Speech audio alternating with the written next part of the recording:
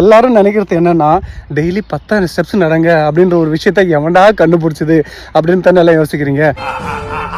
சீரியஸாங்க 10,000 steps நடக்கிறது எவ்வளோ health benefits இருக்குன்னு சொல்கிறேன், நோட் பண்ணிக்கோங்க. நீங்கள் 10,000 ஸ்டெப்ஸ் நடக்கிறது 5 மைல் நடக்கிறது சமம்.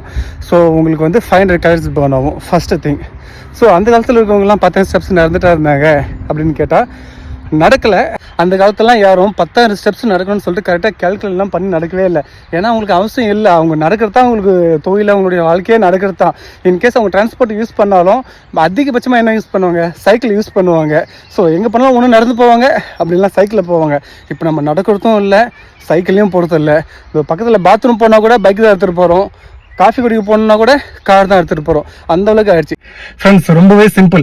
எப்போல்லாம் சான்ஸ் கிடைக்குதோ நல்லா ஓடுங்க. ஓட முடியா ஜாக் பண்ணுங்க, ஜாகிங் பண்ண முடியா அட்லீஸ்ட் நடங்க. சான்ஸ் கிடைக்கும் போதெல்லாம் நடங்க. அப்படிலாம் சான்ஸ் கிடைக்கும் போதெல்லாம் உங்ககிட்ட சைக்கிள் இருந்துச்சுன்னா சைக்கிளில் போங்க. ஸோ மேக்ஸிமம் பைக் யூஸ் பண்ணுறதை ஸ்டாப் பண்ணாவே போதும். நம்ம வந்து நல்ல ஒரு ஹெல்த்தியான லைஃப் வாழலாம்.